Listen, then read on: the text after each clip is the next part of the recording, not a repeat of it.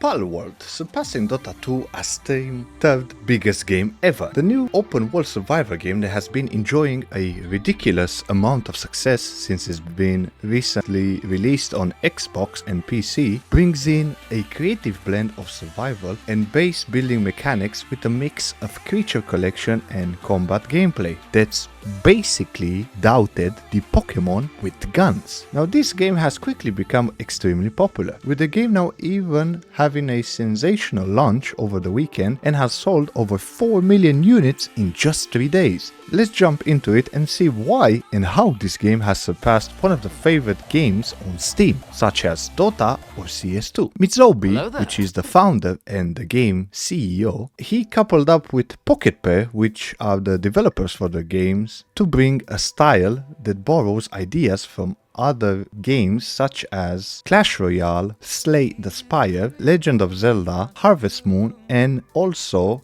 an epitome of survivor game, which these games have been also mentioned that they've been drawn as an idea or point of reference from Pokemon, Age of Empires, GTA, Elden Ring, Valheim, and also Fortnite. What Mizobi described a unique gaming experience that is different from existing games. So the gaming community has been suffering from a drought, with not many games coming out in recent years besides Baldur's Gate 3 that has received numerous rewards. Now Palworld unfolds on the Palpagos Island, which is in the Pacific Ocean, where you have strange monsters which are called pals. They do come in over 100 variety and occupy this tropical land which hasn't been discovered by humankind for generations. This eventually changed, and now various factions have set up shop in pursuit of their own interests. Players control an explorer who washes ashore on the island following a shipwreck. Thus, survival is your primary goal and you need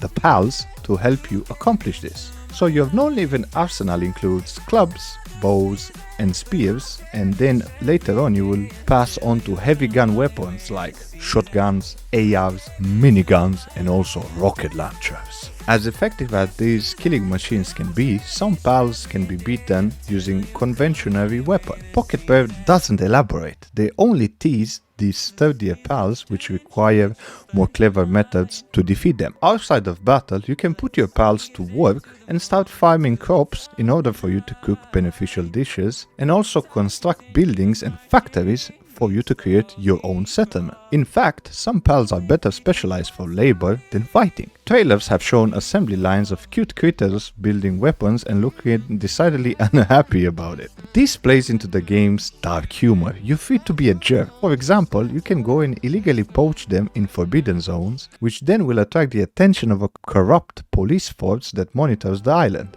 Mizobi tells that morality doesn't factor into the storytelling, so if you want, mostly or overall, to have a consequence-free excuse to be a monster, so go right ahead. It's an open world where you can do whatever you want.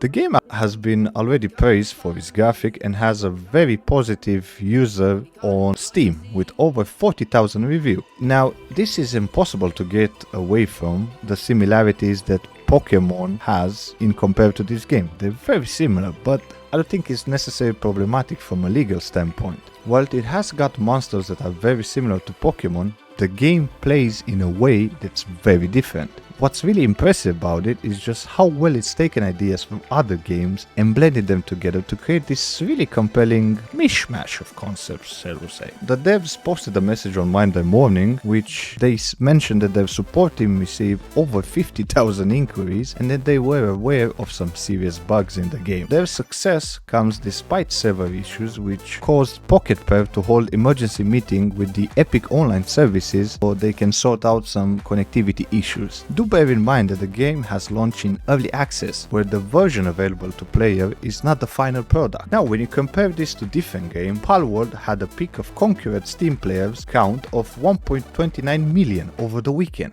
which is the 5th highest number in Steam history. This is according to the Steam DB. It sits behind Dota 2, Lost Ark, CS2 and PUBG. But the game already passed the likes of Cyberpunk 2077, Elden Ring, New World, Hogwarts Legacy, and Baldur's Gate 3. So you can see the difference in numbers here, and that is just over the weekend after it was released. The game does bring a lot of good elements into play, which have a different vibe, and it comes as a breath of fresh air to the gaming community. You have your Pokemons, but with guns. Now, you had a lot of people that have been commenting on this release, and also it has been met with some controversy, so to speak. Now, if you find this game engaging, do let me know what your thoughts are on it. Are you thinking about giving this a go? Do you think this is a good idea where the gaming industry is going? Or if you're eager to see the final product, do let me know.